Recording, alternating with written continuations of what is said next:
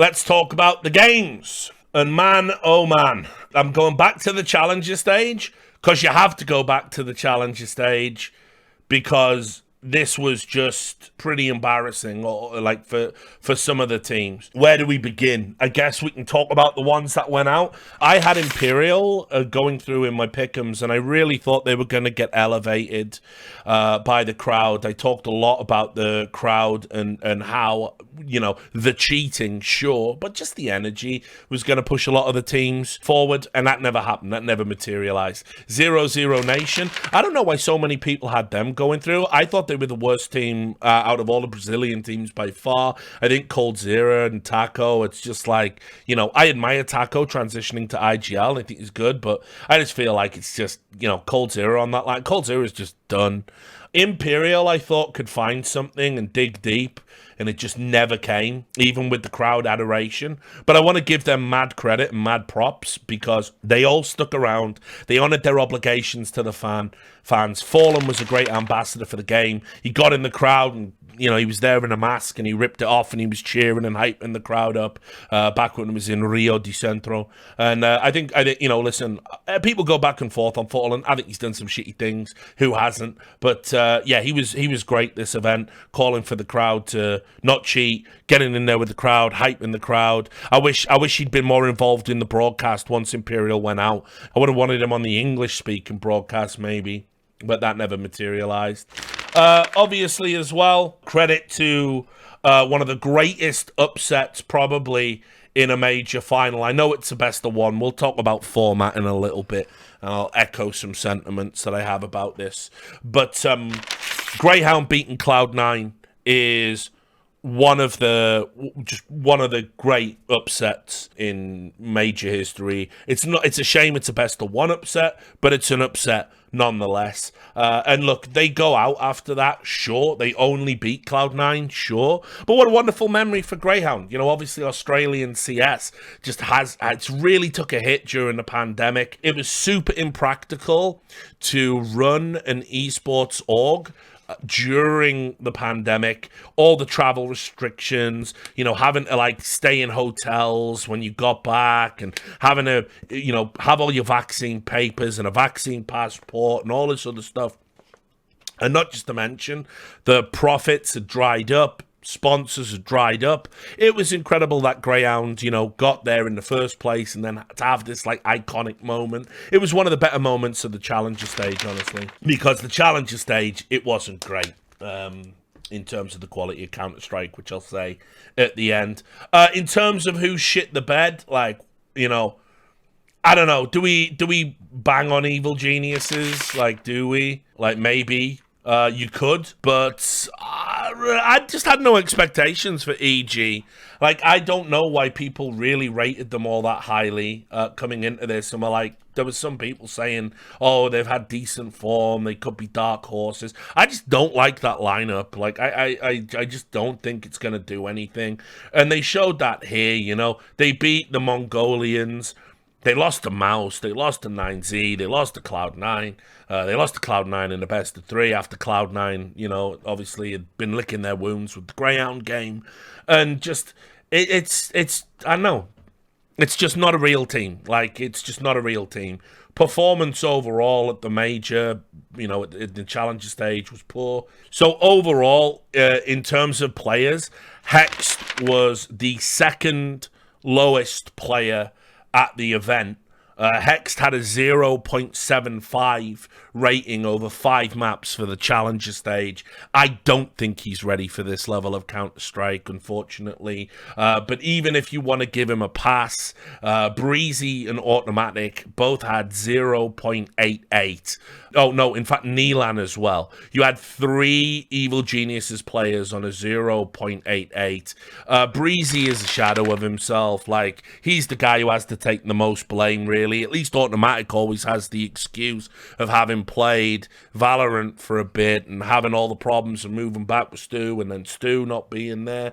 And everyone was talking about Cirque. It's kind of crazy because, you know, Cirque was the best player on Evil Geniuses. Not by much, 0.9. He was EG's best player. But the fact that they had 5 maps and not one player averaged a positive HLTV rating, it just tells you all you need to know about how bad that team actually is. So for me, you don't really need to talk about EG in these terms. Like, EG, like, have given up. They're not a real team in that sense. The one that was more upsetting was OG. Like, I thought OG could legitimately be sleepers here. And it was super weird. You know, they battered Greyhound on day one, 16-13 to Fnatic. Their Furia game was, one of the better best of ones, 19-16. It's got to be said, though, there was crowd influence in that game. But, you know, Dexter was amazing this tournament. Like, he really was. Like, he was really good. He looked like he was going to power through. So when they beat IHC 2-0, it all comes down to that final matchup. Vitality had struggled in the Challenger stage, and it was a solid series. Like, not great, not a classic. Vitality stole away their pick of Vertigo, but it was very close. They took that in overtime. You had OG, then win Inferno comfortably, set up a Dust 2 final, you know, one of the few times Dust 2 was played. And unfortunately for OG, Vitality just had a bit too much quality and they were able to knock them out the tournament. But if you look in the Challenger stage, if you look statistically, Dexter was the 11th best player overall in the Challenger stage with a 1.28 rating. That includes, obviously, the freakish 3v3 thing, which might have put them off, the 2-hour delays that might have made them lose focus, being super unlucky and having to take on Vitality.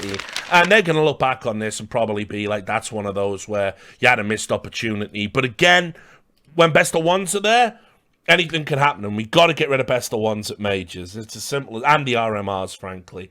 But I'll save my format thoughts for the end. Then you had, obviously, Vitality and Cloud9 squeaked through. Don't need to talk too much about this. We'll talk about those guys later. Real surprises at this stage. I didn't have Big going through. I didn't have Bad News Eagles topping it out. That, to me, seems crazy. But again, you know, look at the draw. You look at Bad News Eagles and the games they had to play. It was like, I don't know. Like, it felt like, they sort of kind of got a bit lucky, honestly. Like, they were the top team at this stage where their team average was 1.19, but they had to play 0-0 Nation, who anybody at this major could have beat, and it was a best of one. They beat Big in a best of one on Dust 2, and then they got drawn against Gamer Legion, who were the other surprise team, having beat G2 have been here, and they beat them 2-0. They beat them cold. So they didn't drop a single map, but they didn't really play anybody. And, like, that's why I didn't get the Bad News Eagle hype. Like, I was like, nah, I'm not hyped about them at all, like, even though they topped this stage. Mouse was much more interesting for me. Bad News Eagles, you got super lucky with the teams you played. Again, the format, we got to look at this. How can you have Bad News Eagles taking on 0-0 Nation, taking on Game Elite? Like, how does this happen? Like, how can you be one of the outsider teams playing nobody at a major, the World Championships? Just seems wild to me. And all of the hype and all of the dick sucking about them, like, whatever, I don't give a fuck. Like, I'm not coming along for that ride, I'm afraid, homies. Like, yeah, it's just not real to me. I know Rigon was like the 5th or the 6th best player at this stage. That's how inflated BNE were. He was above Frozen. You know? That's how inflated they were by playing like poor teams. So Challenger stage was just like meh. Whatever, who gives a fuck? The real craziness is obviously when we get to the actual real meet, because remember, this just used to be a qualifier as well.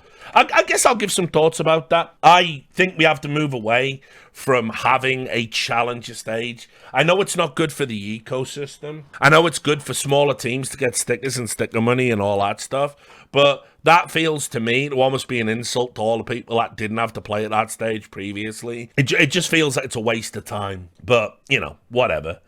So, FaZe, easily the biggest upset we've ever had in history at a major. They lost 16-14 to Cloud9, and they lost 16-14 to Cloud9 after being ahead 11-4. Don't do Zonic's Law. That's one of the most overused memes in the world.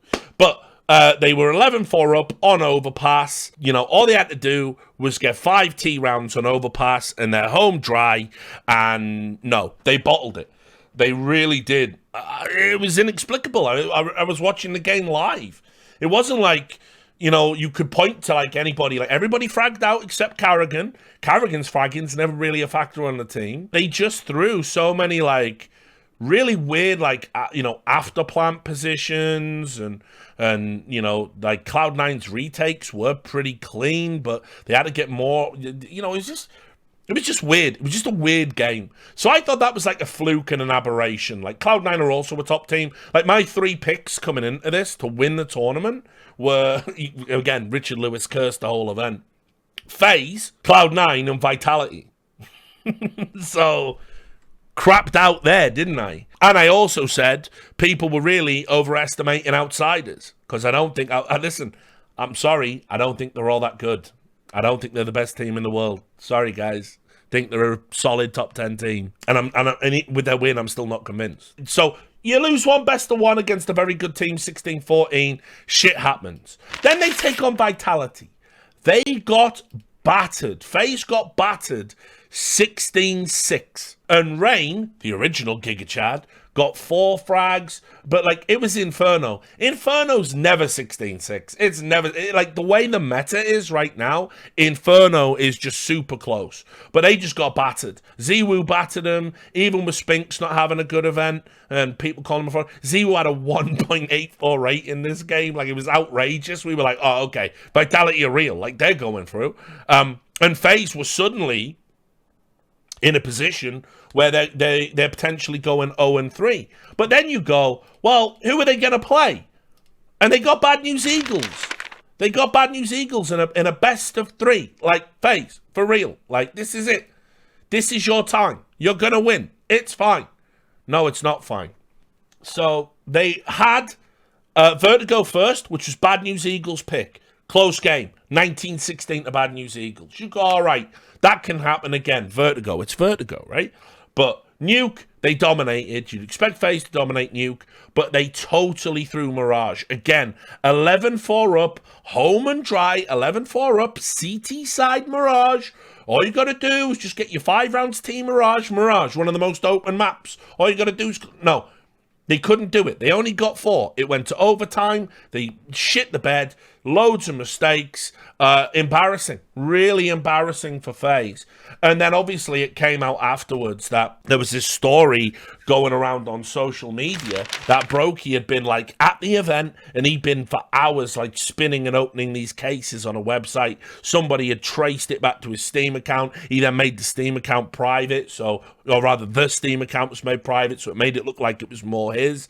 And Brokey made a ton of mistakes. Like on Mirage, Brokey is 100% the reason that they lost. He pushed stupidly in some positions. He whiffed a bunch of shots. And even though he had like good numbers, good production overall, unfortunately, it was ridiculous. Oh, and yeah, of course, how can I forget? Probably worth mentioning, the veto was absolutely fucked. Because here's what happened. Bad News Eagles take out Overpass. FaZe took out Ancient. Ancient being Bad News Eagles' best map theoretically. But Bad News Eagles didn't win an Ancient here. They didn't win an Ancient at the major. So they pick Vertigo, FaZe picks Nuke, then FaZe took out Dust 2, Bad News Eagles took out Inferno, and that left Mirage. And we've been talking all this time about why would you ever leave Mirage? Like, why would you put Mirage in there? And so, you know, Carrigan himself came out after the event. He tweeted and said, that's my bad. Like, I did that. I fucked it up. And obviously, you know, he's right. He's fair enough. Fair enough that he did it. But for me, Brokey as well takes a lot of the blame. He was really inexplicably poor.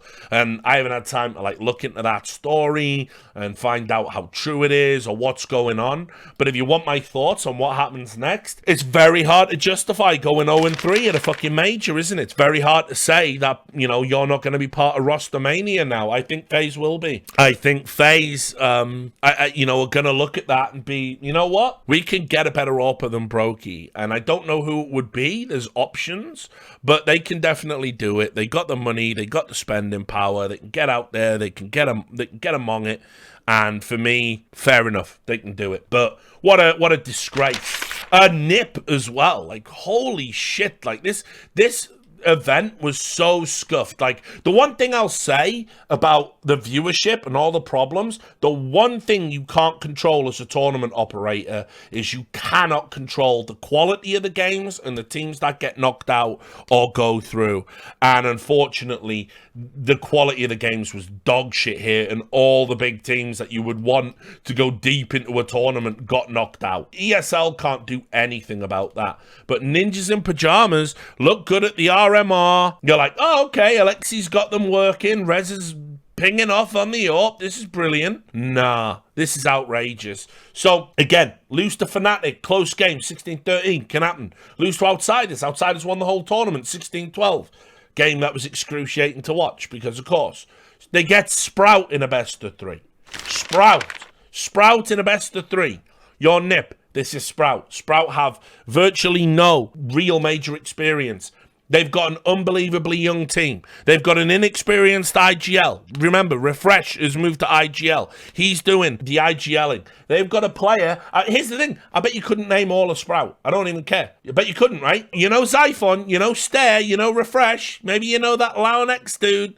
Yeah, they got Slacks in there as well, right? Like, there you go. You can't even name them. So they're taking on, like, actual real names like Brolan and Hampus and Rez and Alexi, right? And they fucking lost 2-0. They lost on Vertigo. They lost on Ancient. And Sprout looked a much better team than Nip here. It was embarrassing. Zyphon popped off 53. I said, by the way, if you remember, the Astralis are looking for talent. Everyone's talking about Stare. And I think that deal might be done because Device has been playing with Stare, and apparently Device likes him and rates him and wants to get him into Astralis. That's what's being talked about on the rumor mill. But for me, Zyphon's the talent. Yeah, rumor is he has attitude problems. Well, not even rumor. He's always pre-muted from his games, you know? Like, he gets reported, obviously, quite a bit. But at the end of the day, I think that Zyphon's a real talent, and he showed it here against Nip. Nip crash out 0-3 as well. Super embarrassing for them.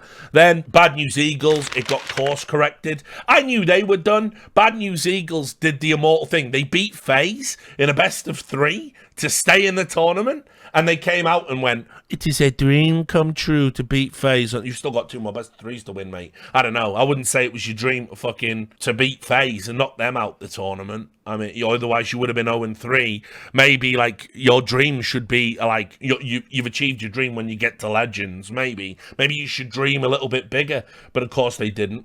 And they went out. Vitality.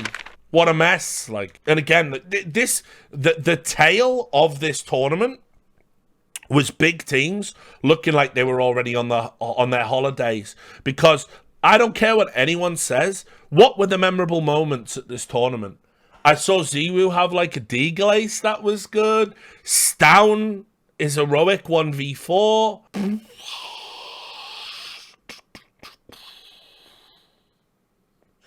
The Cadian 1v3. Jane winning that 1v3. Like, there's like a handful of plays. And like, that was it. And a lot of the good plays that happened didn't happen in memorable games or series. It was a really poor tournament for matches. Again, I'll talk about that at the end and talk about format and stuff at the end. But we talk about Vitality here. Just shocking. Their game against Na'Vi, best of 1, 25-21, like, to Na'Vi. Pretty good. They wilted under the pressure. As I said, they battered FaZe. They lost 19-17 to Mouse. Suddenly they're going up against Ents in a tournament for their lives. Remember, again, this is a new lineup from Ents. They've had virtually no time. Everybody was saying on the desk, Ents needs more time. They're not fully baked yet. Vitality are favourites for this. Ziwu's going to turn up in a big way. Well, nah, Ziwu was pretty ordinary in this game. He didn't carry like a star. Sun Pius did. Sun Pius played like a fucking star on both maps. Ziwu didn't.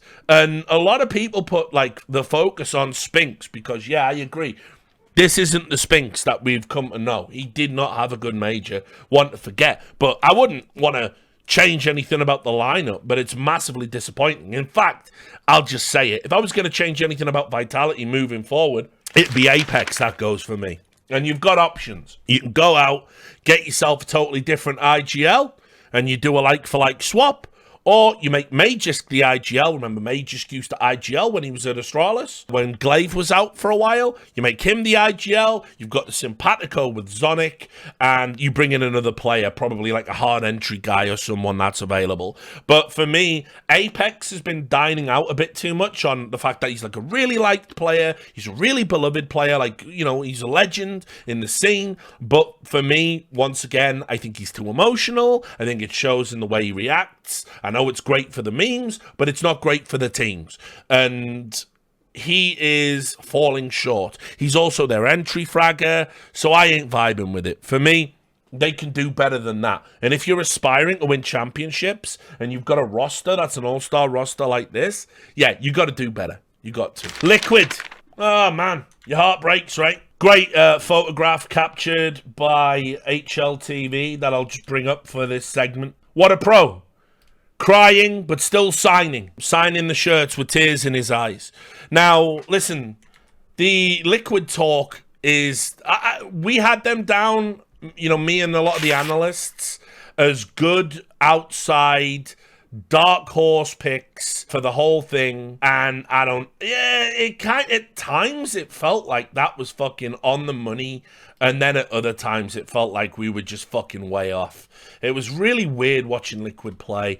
Like, they started out dog shit, remember? They got battered 16-2 by Mouse. Like, and I was like, oh, God. Oh, God, they're going to fucking wreck us again. They're going to wreck our predictions again. But they course-corrected. Solid win over Sprout, 16-5. Win over Na'Vi, 16-14. They got 2 best-of-3s.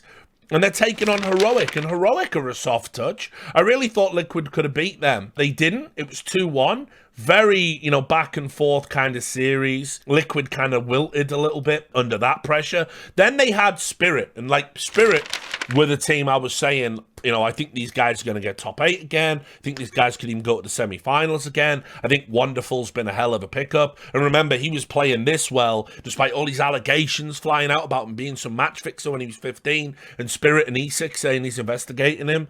Patsy's absolutely amazing, like one of the best pickups, like right up there with all the other great rookie finds that there's been in 2022 and all the academy players breaking through. But I don't know. I don't know where we're at with Liquid overall.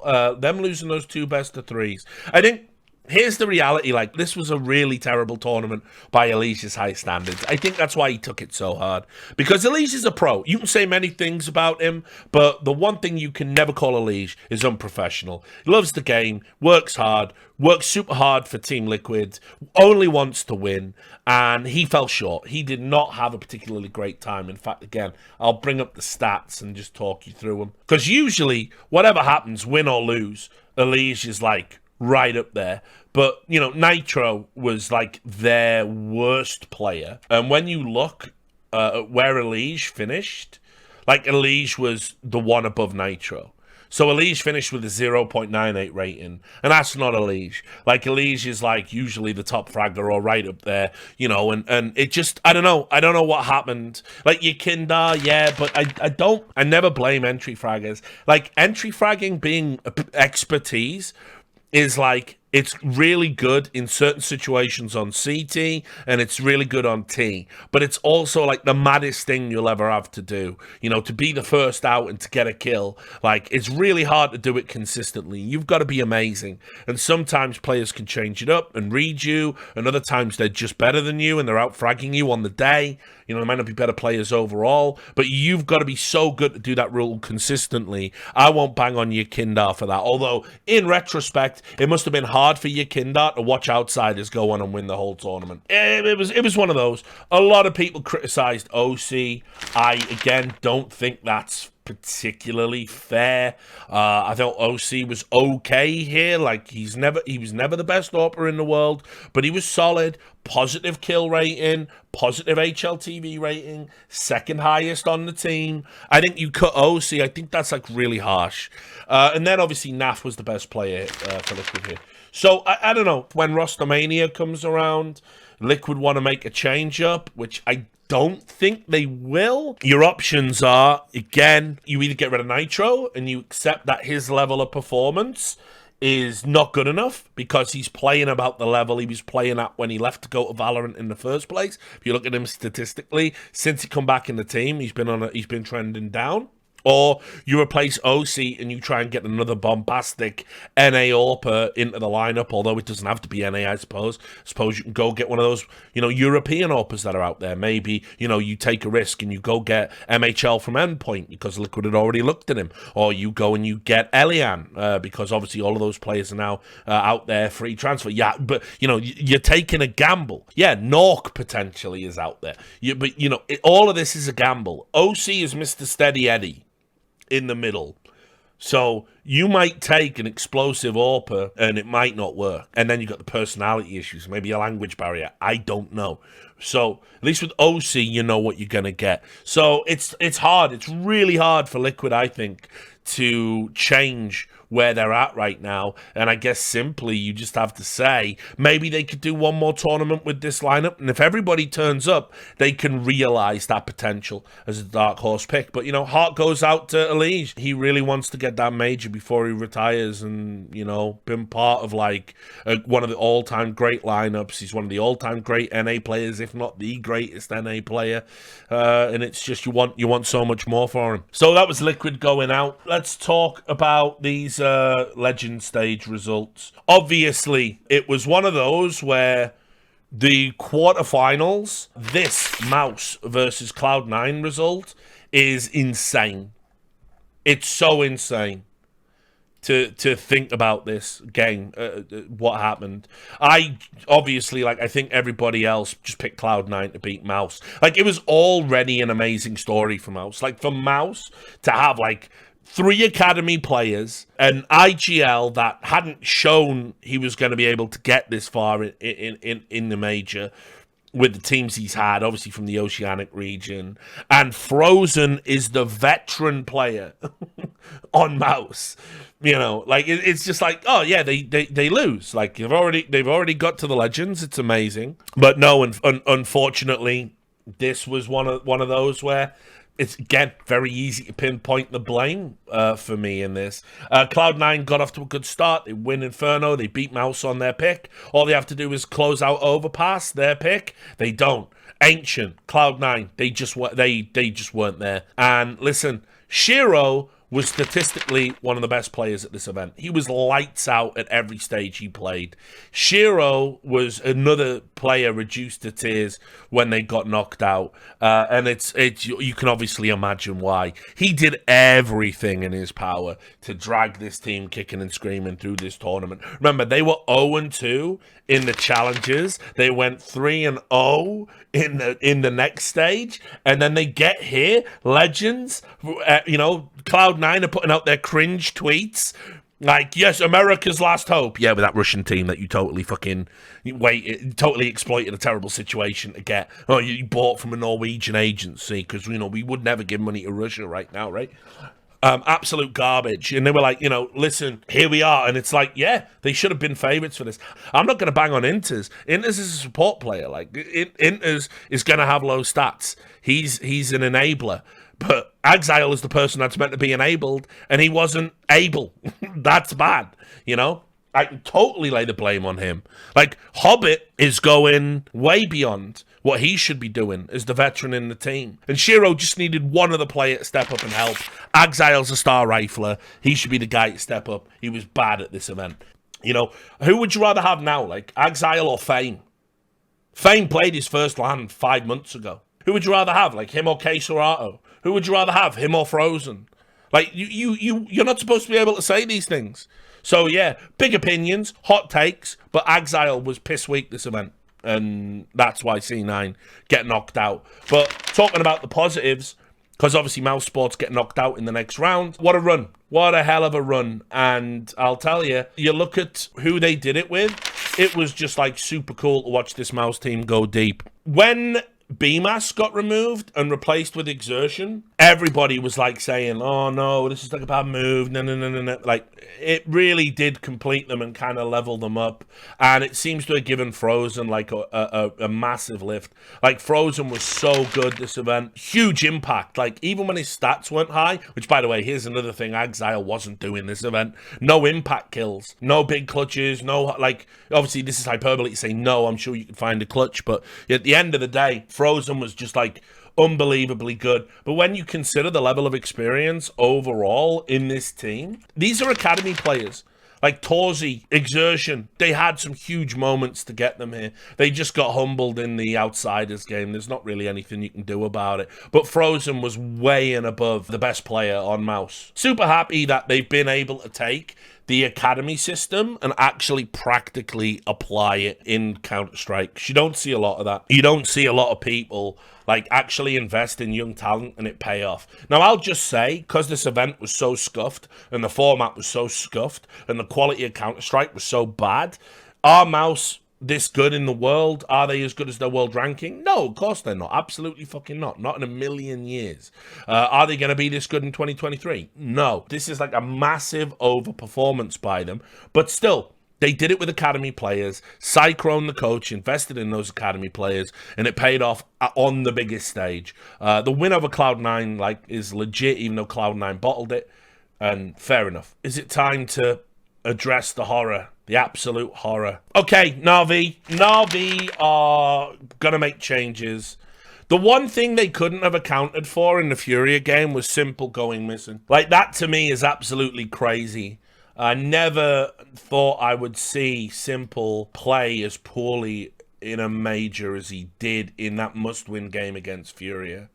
Was actually like pretty crazy. I don't know if it was the crowd that got to him, the spitting incident, or like whether he just legitimately isn't used to being booed because he's generally idolized everywhere he goes.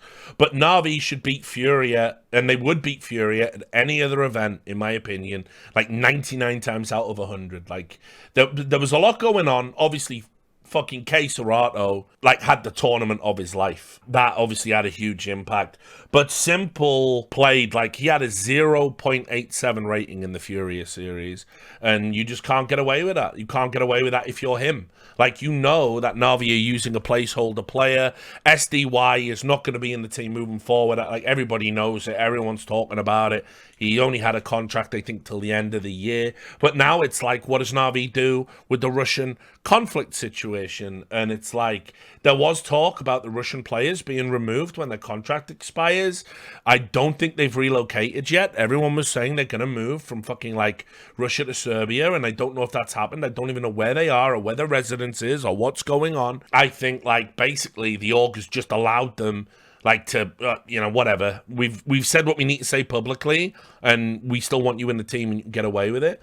But again, I've been told by people behind the scenes, they want to have an all-Ukrainian lineup if possible. So how much of a roster move they can make, because obviously some Die Young at least would be a legacy player if you get rid of the Russian. But I can't imagine what, like, you get rid of Electronic, you get rid of Perfecto.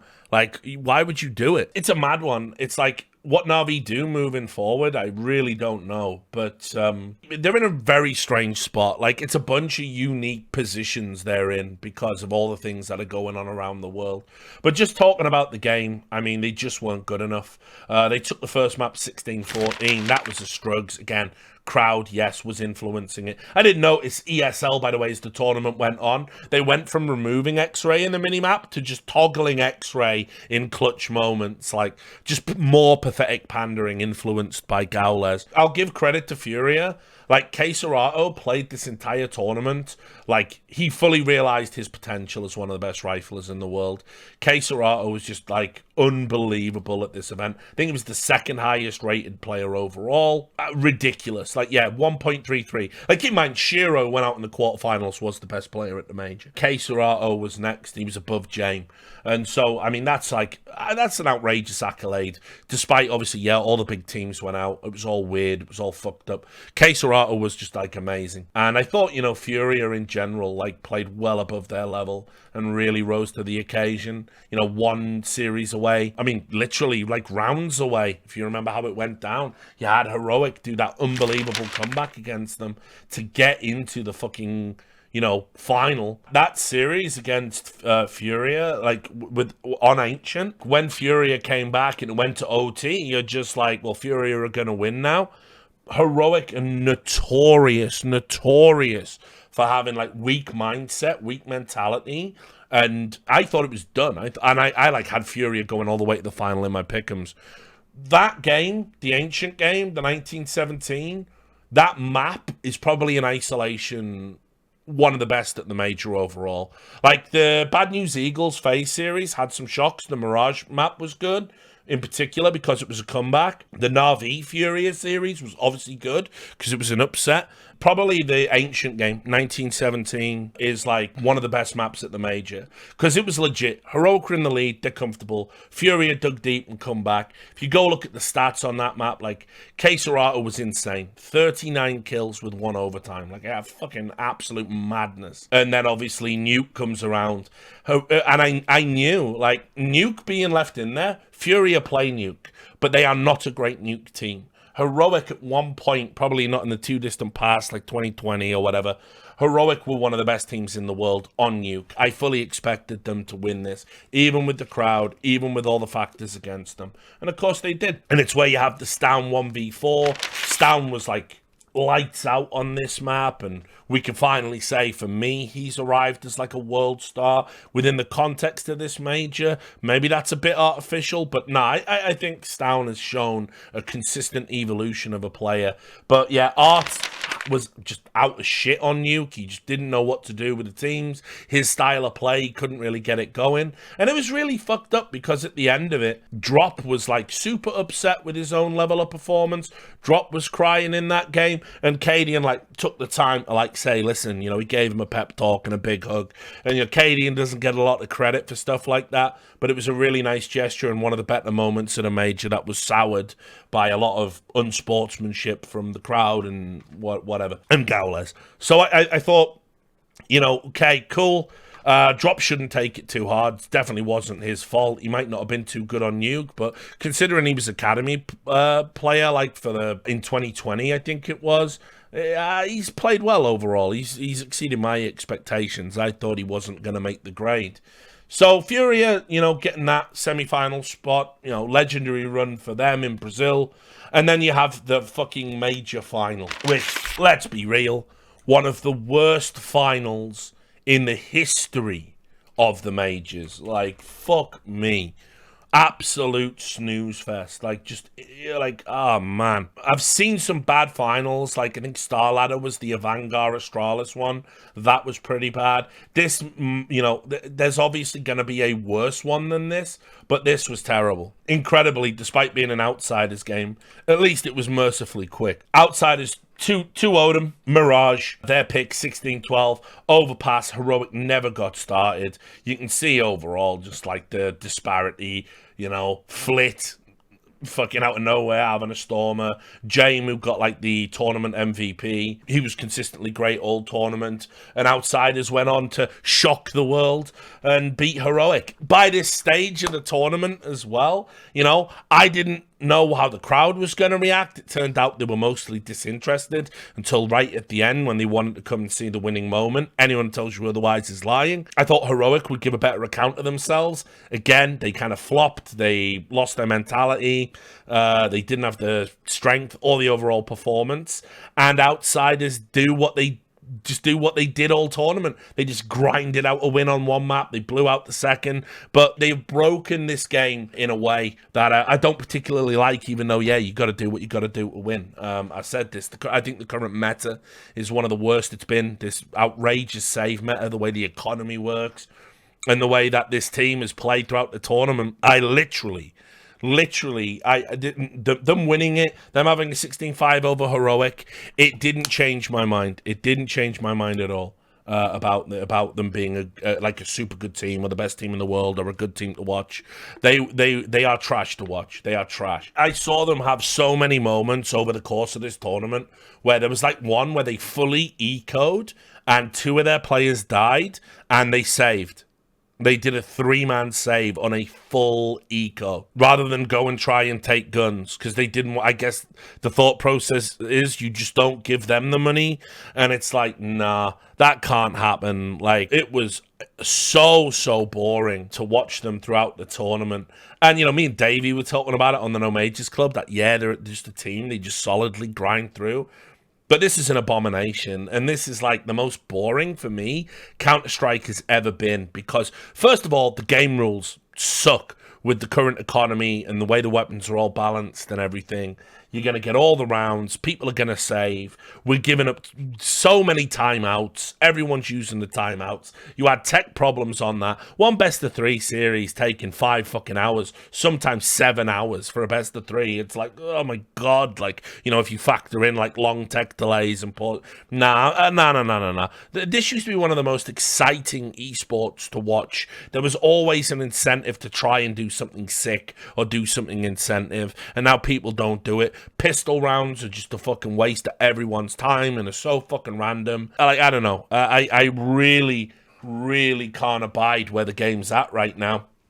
And I think all of these things, the rules, the meta, the guns, the economy, the map pool, right? Like, you've got a bunch of problems there, and then outsiders come in and go, hey, here's what we do. If at any point it's going to be economically unfavorable for us to try anything, we simply don't do it. We simply save, and we simply ensure Jane has an AWP as often as possible. They've took it to a new level that they never even did back when he was playing in a Vanguard, back when it was Virtus Pro and all of that stuff. This is like so extreme. They are just not fun to watch. Now, maybe people are going to listen to this and they're going to go, oh, Richard, it's because you don't understand the game. I'm talking purely from a neutral perspective, purely from a fan perspective. If I had to show a Valorant Zoomer this, they would go, this is shit. And they would go back to Valorant. We're not going to win hearts and minds with the game in the current state it's in. And outsiders being world champions, it's almost like sickeningly appropriate. So, just some thoughts on how we get to that point. So, I mean, listen, tournament format's got to be revised. Like, it has to be. I'm actually glad that the viewership was shit in a way. I'm actually glad that the final was boring in a way, because I think this will force everybody to look at the tournament. Yes, I know, you got to win a best of 3. Everyone was saying this. But not the format's fault that the big teams lost the best of 3 to Sprout and Bad News Eagles. You're right. They would never have played those games if there weren't 2 best of 1s before it. They would never have played those games. The format is absolutely a factor. Go back to the RMR. Yes, we all loved it when G2 didn't qualify. Yes, it's hilarious Astralis didn't qualify because Config decided a bar fight was more appropriate than the legacy of 4 of his teammates. You know, that stuff's funny. That's memeable, right? I get it. But the reality is, if they had played best of 3s at every stage at the RMR, G2 qualify. Astralis qualify. Of course they do.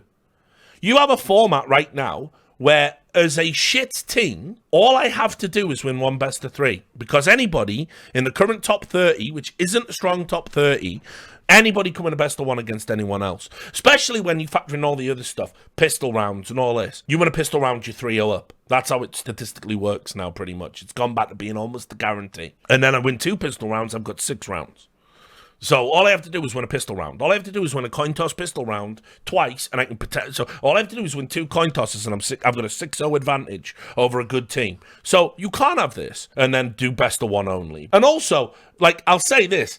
All these teams left Mirage in the pool for some reason. All G2 and Astralis, They were playing motherfuckers on fucking Mirage for a chance to go to a major in a best of one. Like, what are you doing? Why would anybody do that? So ridiculous. I can't win anybody round telling them we actually have to change the game rules. No one's coming along for that ride.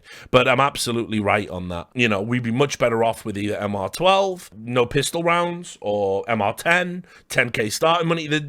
We need to go back to the drawing board, because right now the game is shit. It really is. But no one wants to hear that, and no one's coming along for it. But I'm right. I know I'm right. I've followed Counter-Strike all my life. Since the game existed, I have watched Counter-Strike 1.6 and Source and everything else religiously. It's never been this dull. I've never been bored by Counter-Strike until this tournament. Really, it was awful. Like, I was watching outsiders play, and I thought, this is hands down the first time I have legitimately been bored and wished I wasn't watching it. I used to stay up and watch Counter-Strike, you know, fucking 2 tier 5 teams playing in some bush league, and I used to enjoy it. I used to watch them. I went to the RMRs, being able to talk to like people, like saying, "Oh, I saw this team one night at 3 a.m. I used to be, but this is dog shit where we're at right now. So sorry, we're not in a good place. Anyway, here's how you end up with what we got this major. So first of all, it does start at the RMRs. You have this format that plays to the strengths of weaker teams. You know, I saw somebody, because like Thorin did a tweet saying, if you know, upsets reduce viewership, which is true. And then loads of people were going, "Oh, Thorin just a monopolist. He just supports big teams. Fuck Thorin," like, and all downvoted. And it's like, no. Thorin just wants to look after the big teams. No. The current format, you need to get it in your head, the current format plays to the strengths of weaker teams, because weaker teams have more chance of winning best of ones than they do a best of 3. That's where we're at, and that's not good. No tournament format should cater to weaker teams because upset's good. We should have the most fair format imaginable for all teams, so the better level of skill wins on the day. That's all a tournament format should do. We're not doing that. So we have to have best of 3s in the RMR. Once we've done that, then you probably get better teams at the thing. Like, imagine it's G2 knocking out FaZe over BNE, right? Better tournament, yeah? So you do that. Then, at the major, there should never be a best of 1. There should just never be a best of 1 in a major. I don't know why we're doing this. Like, I had some Dota fans hit me up, and they're, like, watching their first major or whatever. They're going, like, wow, like, TI has best of 1s, but the idea, like, you know, like this format blows. And I'm like, yeah, like, fucking tell me about it, you know? So here's what we just need to do. Like, get me what we used to have. Just seeded based on your performance over the year. Well, not even the year. Because remember, we'll split them up into 2 6 months. 6 months with a map pool swap. And by the way, start swapping out more than 1 map at a time, because we're swapping in bad maps for good maps. And we've got no train, but we have fucking Vertigo, which is a snooze fest. We got the Never-Ending Inferno. We got Dust 2, which is a snooze fest that no one wants to play. Pick twice at the fucking Challenger stage. We got fucking Ancient, which is just literally, I go and throw this Molotov here, and you do this. And it's the same round every fucking round, right? We got no cash, you know, we've got Mirage, you know, it's just like, guys, the map pool isn't even fucking good to begin with. Like, we got to fucking switch that up. We should be swapping in multiple maps in a 6-month season, and then, I don't know, you get to the major, and it's just double elimination, best of 3, on day 1, seeded. Best of 3, day 1. This is how we used to do tournaments. You're in, you're seeded, here it goes. Day 1, it matters. Day 1, it matters, because day 1, if you lose your best of 3, you're down in the lower bracket fighting for your tournament life. But you will play a best of 3. And I don't care how many days it takes. Either a world championship matters or it doesn't. If you want to save money, fuck off. If you want to save time, fuck off. Let's just do a world championship properly with an enjoyable format, right? Like, as in enjoyable rules for the game. So good players are rewarded. And let's just do best of 3s. And let's just do it properly, or not at all. If you can't do it with 24, let's go back to 16. You want to do best of 1s in that stupid little challenger stage, make it a qualifier again, and let's have a real fucking format. Because what we've got now is garbage. It's garbage. I'm sick and tired of watching, like players who come from the challenger stage having an advantage, a double advantage, over the teams that got to skip the challenger stage. What do you mean a double advantage, Richard? They're warmed up. They've already played in the environment. They've got games at the event under their belt, and then they take on a better team in a best of 1. That needs to warm up. It's madness. What are you doing? It's fucking garbage. It's actually garbage. And so, listen, FaZe got to beat Bad News Eagles in a best of 3. Super embarrassing they didn't. Be fucking ashamed of that. Yeah. Vitality bombing out. Be ashamed of it. Yeah. Nip losing to Sprout. Be ashamed. Yeah. But they should not have one best of 3 decide their tournament life. No one should. Not at the World Championships. The RMR and the Mage format has to be completely revised. Now, just to end on, again, try and find some fucking positivity. Like, I suppose upset's good, the disparity's good, but like, I'm also gonna just fucking say it was leaked that outsiders might not even get all the fucking sticker money. I think they're getting an unbelievably shit ratio, what you might call an L plus ratio. Okay, it was reported. Now, Villat is a notorious liar. He's so full of shit. And he's just been like a terrible fucking person this entire conflict, and a terrible ambassador for esports in general. And he leaked this, and he said that outsiders will give 60% of the team sticker money to the org. He showed this graph, which is like it shows in the legend stage, depending on where you finish, this is how much you get. And so the most they could hope for if they won the whole event was they get 40% of the sticker sale. Now, I go back and forth on this because obviously, like, when they sell those championship stickers, it's the logo and the branding of the org that's being sold. But I guarantee people ain't buying them for that. People are buying the fucking sticker to support the players, right? Like, that's what fans give a fuck about. So I saw that, and I also saw something that I didn't like, and I thought this was, like, cringe. Within moments of outsiders having their, like, they've won the world championships. Blast had to pipe up, right? And remember, Blast said, congratulations to outsiders for winning the Rio Major. Their win means they have now qualified for next month's Blast Premier World Final, because that's how they do their circuit, right? Now remember, Blast were publicly on record. They said no Russian orgs can compete at their events. None. They banned them. They said you can't. We're not going to take you in, right? So they then said, right, we look forward to welcoming the outsiders at our final tournament of 2022, competing under their neutral name and identity. Which, by the way, it's not neutral. You are making them do this, and you're doing it predicated on lies. So here's the unpopular opinion from Richard Lewis, who has written extensively about how the conflict in Ukraine has impacted on esports. And I have written from as many perspectives as I can possibly have access to, because I think it's important to save it. So, Virtus.pro were a Cypriot registered org. But ESL, Valve, and Blast did their investigations, apparently, and I ain't going to speak too much to the efficacy of those. And they said, listen, we realize that somehow you're still owned and interfered with by a sanctioned individual, so you have to change your name if you want to compete, because we don't want to punish the players. Blast said we're happy to punish the players. Right, they went that far. Everyone else said you can't. But here's the thing. Virtus.pro, now, the official version is they're owned by Armenians, right? You can go look it up. This was very public. An interview. Meet Aram Karamanukyan. Sorry, butchered your name. The mysterious new face of Virtus.pro. Now, this is a CEO and investor from Armenia who has bought, quote, 100% of Virtus.pro. Now, do I believe that the old guard still don't have something to do with it? No. But could I prove it? No. I'd have to do all sorts of digging. It would take forever. Do I think Blast has done that? No. Do I think ESL has done that? No. And here's what's interesting. Valve have investigated this move, and Valve have said it is okay for Virtus.pro to be called Virtus.pro again in Dota. So Valve are all right with it. So why the fuck are we doing this?